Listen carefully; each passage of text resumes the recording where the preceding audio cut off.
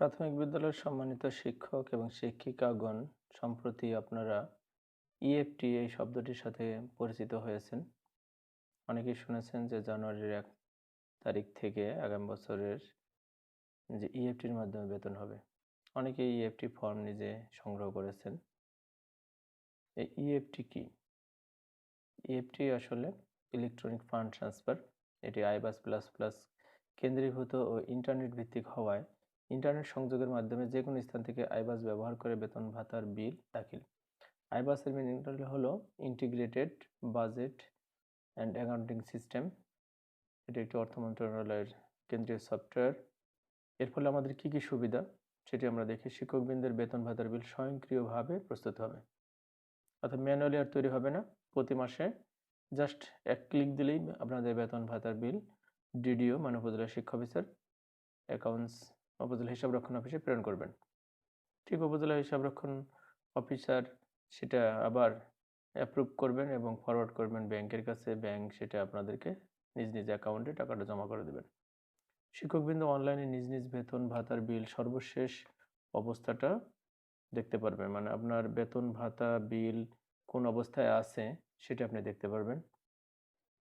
এবং আরেকটি ইম্পর্টেন্ট সুবিধা হলো শিক্ষকবৃন্দের শেষ বেতনের প্রত্যয়নপত্র স্বয়ংক্রিয়ভাবে প্রস্তুত এবং প্রেরণ হবে। অতএব আমরা যখন বদলি হয়ে যাব এলপিসিটা অটোমেটিকলি তৈরি হবে এবং সেটি সংশ্লিষ্ট অফিসে এক ক্লিকের মাধ্যমে ইপিএফ এর হিসাব স্বয়ংক্রিয়ভাবে তৈরি হবে এবং আপনারা সেটি মোবাইলের মাধ্যমে সহজেই দেখতে পারবেন। সেটি অ্যাকাউন্টস অফিসে গিয়ে আর দেখার প্রয়োজনীয়তা নেই। যারা আয়কর প্রদান করেন প্রতি মাসে 250 টাকা বা তারও বেশি টাকা প্রতি মাসে বেতনের সাথে কর্তন করেন, কিন্তু সেটি আনার জন্য আবার বছর শেষে অর্থ বছর শেষে উপজেলা হিসাবরক্ষণ অফিসে যেতে হয়। কিন্তু এটা আর আপনাকে যেতে হবে না, এটা আপনার স্বয়ংক্রিয়ভাবেই তৈরি হবে এবং আপনি সেটা প্রিন্ট করে সংগ্রহ করতে পারবেন। এবং অনেকে জানেন যে আমাদের বর্তমান সদস্য সরকার একটি সুবিধা দিয়েছে। সরকারি চাকরিজীবীরা গৃহ নির্মাণ এবং ফ্ল্যাট ক্রয়ের জন্য ঋণ সুবিধা পাবেন এবং সেটি তখনই সম্ভব হবে যখন বেতন ভাতা এই অনলাইনে। এরপর পেনশন পেপার তৈরির জন্য তথ্য প্রাপ্তি সহজ হবে। অথবা আমাদের পেনশনের জন্য যে দীর্ঘসূত্রিতা বা দীর্ঘমেয়াদী যে সময় লাগতো এটা আর লাগবে না। এখন আমাদের যেহেতু সব তথ্যই অনলাইনে চলে যাচ্ছে, অতএব খুব 2-1 দিনের মধ্যেই আমাদের পেনশন পেপার তৈরি করা সম্ভব হবে। এখন আমাদের যে এই ইএফটির মাধ্যমে বেতন ভাতাদি পরিশোধ করা হবে তার কি কি কর্মপরিকল্পনা হয়েছে আমরা দেখি। এখানে অনেকগুলি তথ্য রয়েছে, সবগুলি আমাদের প্রয়োজনীয়তা নেই। আমাদের 3 নম্বরটায় আমি সকলের দৃষ্টি আকর্ষণ করছি। আপনারা ইএফটি ফর্মটি প্রিন্ট এবং পূরণ করবেন এবং শিক্ষা অফিসে জমা দিবেন 29শে নভেম্বর থেকে 12 ডিসেম্বর 2020 পর্যন্ত। এবং আমাদের এই 100 শিক্ষকের জন্য একজন করে মাস্টার ডাটা এন্ট্রি অপারেটর নিয়োগ করা হবে এবং তাদের প্রশিক্ষণ চলমান রয়েছে। এবং আপনাদের তথ্যগুলি এন্ট্রি হবে 12 ডিসেম্বর থেকে 24শে ডিসেম্বর পর্যন্ত এবং আমরা আশা রাখতেছি জানুয়ারি 2021 মাস থেকে আপনাদের বেতন ভাতাদি এই ইএফটির মাধ্যমে হবে। অতএব এটি আমাদের জন্য খুবই একটি ভালো খবর। এরপর এই হলো সেই ইএফটি ফর্ম। এটি আপনাকে পূরণ করতে হবে। এটি পূরণ করতে গেলে আপনাকে কতগুলো বিষয় মনে রাখতে হবে। কিছু তথ্য আপনাকে সংগ্রহ করতে হবে, কিছু তথ্য সার্ভিস বুক থেকে নিতে হবে। অতএব এখনই আপনাকে তৎপর হতে হবে। এখানে আপনার নামটি দেওয়া আছে, কর্মচারীর নাম বাংলায়, পদবি, আপনার পদবি সহকারী শিক্ষক বা প্রধান শিক্ষক, এরপর আপনার জাতীয় পরিচয়পত্রের নম্বর যেটি দিয়ে আপনি পে ফিক্সেশন 2015 সালের বেতন নির্ধারণ করেছেন অনলাইনে, সেই এনআইডি নাম্বারটা যেটি আপনার জন্মসাল আছে এনআইডির নাম্বারের আগে, সেই নাম্বার সংবলিত জন্মসাল সংবলিত নাম্বারটি এখানে প্রদান করবেন। এরপর আপনার জন্ম তারিখটি লিখবেন। এখানে একটি বিষয় উল্লেখ্য, আপনি এনআইডি এবং জন্ম তারিখ প্রদান করলে আপনার নামটি এই বাংলায় এবং ইংলিশে চলে আসবে। এরপর আপনি সরকারি চাকরিতে ঢুকেছেন সেটার ধরন, আপনি যদি সরাসরি নিয়োগপ্রাপ্ত হয়ে থাকেন স্থায়ী পদের বিপরীতে তাহলে প্রথমটি টিক দিবেন। বেসরকারি শিক্ষা প্রতিষ্ঠান থেকে জাতীয়করণকৃত যদি হন তাহলে সেখানে টিক দিবেন। বেসরকারি বা আধা সরকারি প্রতিষ্ঠান থেকে সরকারি পদে আত্মীকৃত যদি হয় সেটা আপনি টিক দেবেন, এবং উন্নয়ন খাত থেকে যদি রাজস্ব হয় তাহলে সেটাও টিক দেবেন। এরপর আমরা কি দেখি, ব্যক্তিগত তথ্যাদি কি রয়েছে। ব্যক্তিগত তথ্যদের মধ্যে রয়েছে আমার জেন্ডার, পিতার নাম, মাতার নাম ইংরেজিতে, ধর্ম, বৈবাহিক অবস্থা, mobile phone number, email address, e-TIN মানে ইলেকট্রনিক ট্যাক্স আইডেন্টিফিকেশন নাম্বার। যারা যারা প্রদান করেন, ট্যাক্স প্রদান করেন, আয়কর প্রদান করেন, তারা এই নাম্বারটি তাদের আছে অথবা থাকার কথা। এরপরে রয়েছে পারিবারিক তথ্য।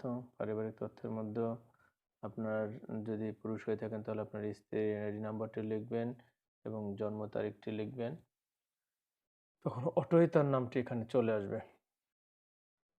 এরপর রয়েছে সন্তান সম্পর্কিত তথ্যাদি। যদি আপনার সন্তানের এনআইডি নাম্বার থাকে তাহলে এনআইডিতে ক্লিক করবেন, এবং যদি আপনার বার্থ রেজিস্ট্রেশন থাকে তাহলে আপনি বার্থ রেজিস্ট্রেশনে ক্লিক করবেন। তবে যদি দুইটার মধ্যে এনআইডি থাকে তাহলে এনআইডিটা আপনি প্রিফার করবেন, কারণ এটি দিলে এনআইডি নাম্বার এখানে লিখলে, আপনার জন্ম তারিখ লিখলে তাদের নাম অটো চলে আসবে। এখানে সম্পর্কটা শুধু ডটার বা সান আপনি লিখে দিবেন। আপনার যে কজন সন্তান আছে সে কজন সন্তানের তথ্য এখানে পূরণ করবেন। এখানে 3টি ছক আছে, 3টি রোধও আছে। যদি এর চেয়ে বেশি হয় তাহলে আপনি আলাদা একটি কাগজ ব্যবহার করে সেখানে লিখে দিবেন। আপনারা যদি ডিজেবল মানে শারীরিক প্রতিবন্ধী শিশু থেকে থাকে তার তথ্য এখানে দিবেন। এরপর আপনার ব্যাংক সম্পর্কিত তথ্য, এই তথ্যটি খুব গুরুত্বপূর্ণ একটি বিষয়, এখানে ভুল করা চলবে না। আপনার ব্যাংকের অ্যাকাউন্ট নাম্বার ইংরেজিতে লিখবেন, হিসাব নম্বর, ব্যাংকের হিসাবের ধরন, সঞ্চয়ী, আমাদের সাধারণত শিক্ষকদের সঞ্চয়ী ব্যাংক অ্যাকাউন্ট নাম্বার, এবং ব্যাংকের নাম এখানে সার্চ দিয়ে নেওয়া যাবে, শাখার নামও সার্চ দিয়ে নেওয়া যাবে। এবং রাউটিং নাম্বারটা অনেকের কাছে অপরিচিত হতে পারে, কিন্তু এটা ভয়ের কোনো কারণ নাই। এই শাখার নাম যখন আমরা সার্চ দিয়ে পাবো তখন অটো এই রাউটিং নাম্বারটা বসে যাবে। এরপর বর্তমান অবস্থান, আপনার চাকরিতে বর্তমান পদের নাম কি, বর্তমান পদে যোগদানের তারিখ, বর্তমান গ্রেড দিলে স্কেলটি অটোই চলে আসবে। আমাদের সাধারণত সহকারী শিক্ষকগণ 3য় শ্রেণীর কর্মচারী, তারা এটা পূরণ করবেন। এরপর প্রথম যোগদান, আপনার চাকরিতে প্রথম যোগদানের তথ্যটি আপনি পূরণ করবেন। এখানে বলেছে মিনিস্ট্রি, আমাদের প্রাথমিক ও গণশিক্ষা মন্ত্রণালয়, ডিভিশন হলো প্রাথমিক শিক্ষা অধিদপ্তর, অফিস হলো উপজেলা শিক্ষা অফিস। প্রথম যোগদানের তারিখে গ্রেড এবং স্কেল। প্রথম যোগদান সরকারি চাকরিতে যারা সরাসরি যোগদান করেছেন তাদের যোগদানের তারিখ, গ্রেড এবং স্কেল। আর যারা জাতীয়করণকৃত শিক্ষক তারা ওই চাকরিতে প্রথম কবে যোগদান করেছিলেন তখন গ্রেড কত ছিল এবং স্কেল কত ছিল। এবং যারা জাতীয়করণ স্কুলের শিক্ষক, জাতীয়করণকৃত শিক্ষক, তারা এই অংশটিও পূরণ করবেন। এরপর রয়েছে আমাদের পদোন্নতি উচ্চতর স্কেল, যারা সিলেকশন গ্রেড টাইম স্কেল পেয়েছেন, একাধিক পেয়েছেন, সেখানে লিখবেন প্রাপ্তির তারিখ, বর্তমান গ্রেড, বেতন স্কেল, মূল বেতন। আমাদের 3-এর 3 প্রয়োজন নেই, আমাদের সরকারি আবাসন সাধারণত নেই, কেউ যদি পেয়ে থাকেন সেটি লিখবেন।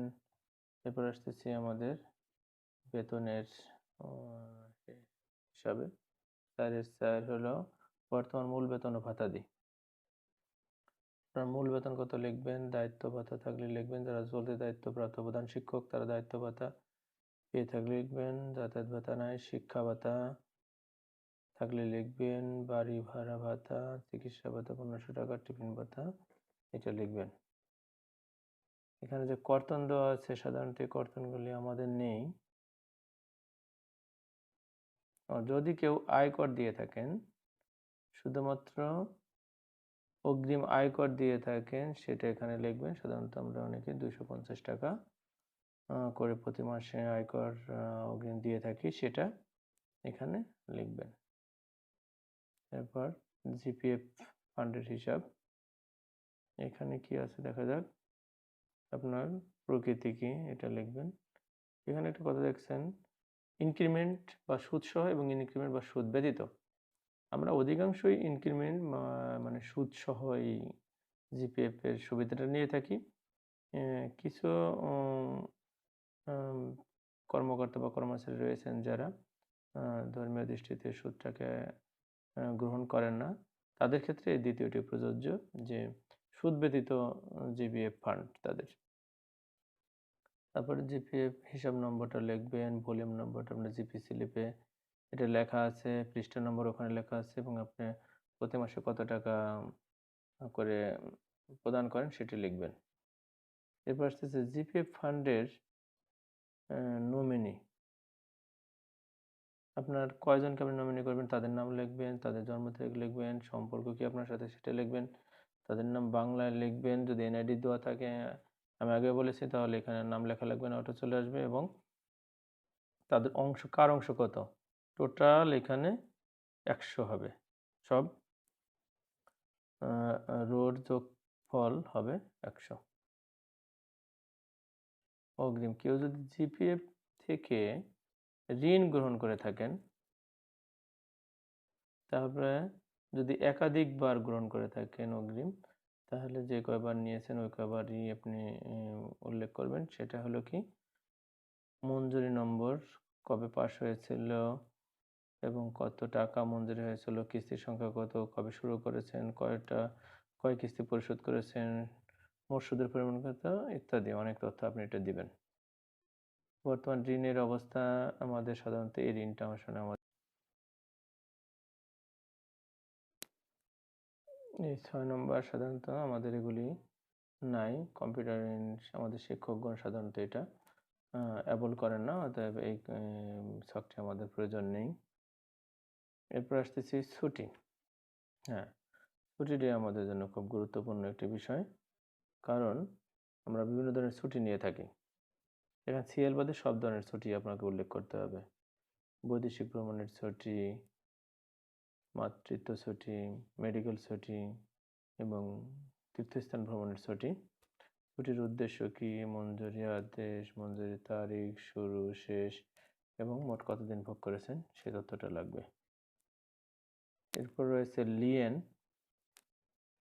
লিয়েনটা আমাদের জন্য না, এটা যারা উচ্চশিক্ষার জন্য বিদেশে ভ্রমণ করেন তাদের জন্য এই ছুটিটা হয়ে থাকে। সাধারণত আমাদের এরকম কোনো শিক্ষক নাই, অতএব শিক্ষা ছুটি এটা, আসলে এটা আমাদের নাই, অতএব এটা আপনাকে বাদ দিয়ে যেতে হবে। শৃঙ্খলামূলক ব্যবস্থা যদি থাকে সেটা লিখবেন। হ্যাঁ, এরপরে 9 নম্বরটা খুব গুরুত্বপূর্ণ, সেটা হলো আপনি চাকরিজীবীর অবর্তমানে পেনশন প্রাপ্তির উত্তরাধিকার। আপনারা অবর্তমানে পেনশন কারা কারা পাবেন, এটা যে কয়জনের আপনি মনোনীত করতে চান তাদের নাম লিখবেন, এনআইডি নাম্বার লিখবেন এবং তাদের জন্ম তারিখ, সম্পর্ক কি আপনার সাথে, এনআইডি এবং জন্ম তারিখ লিখলে বা নাম চলে আসবে। আবারও বলছি, বৈবাহিক অবস্থা, তাদের বৈবাহিক অবস্থাটা লিখবেন, কেউ প্রতিবন্ধী হয়ে থাকলে সেটা লিখবেন, এবং এটাও তাই যে যে কয়জনকে নমিনি করতেছেন সকলের নমিনির যোগফল মানে অংশের যোগফল হবে 100। এ হইল আমাদের ইএফটি ফর্ম। এরপরেও আপনাদের কারো কোনো প্রশ্ন থাকলে ইনবক্সে, কমেন্টস বক্সে সেটা আমাকে জানাবেন। সত্যি কথা বলতে কি, এটি আমার প্রথম ভিডিও, তাই ভুল ত্রুটি ক্ষমা সুন্দর দৃষ্টিতে দেখবেন। আপনাদের সাহায্য করার জন্যই মূলত আমি এই ভিডিওটা তৈরি করলাম। তারপরে আমি আরেকটি ভিডিও করব যে এই ফর্মটি যখন আমরা সফটওয়্যারে এন্ট্রি করব সেটার অবস্থা কী হবে। আমি একটি ফর্ম এই সিস্টেম বা সফটওয়্যারে পূরণ করে দেখাবো, তার উপর একটি ভিডিও তৈরি করব, সেটি অগ্রিম দেখার জন্য আপনাদেরকে আমি আমন্ত্রণ জানাচ্ছি। এতক্ষণ আমার সাথে থাকার জন্য ধন্যবাদ। ভালো লাগলে আমার চ্যানেলটি সাবস্ক্রাইব করবেন।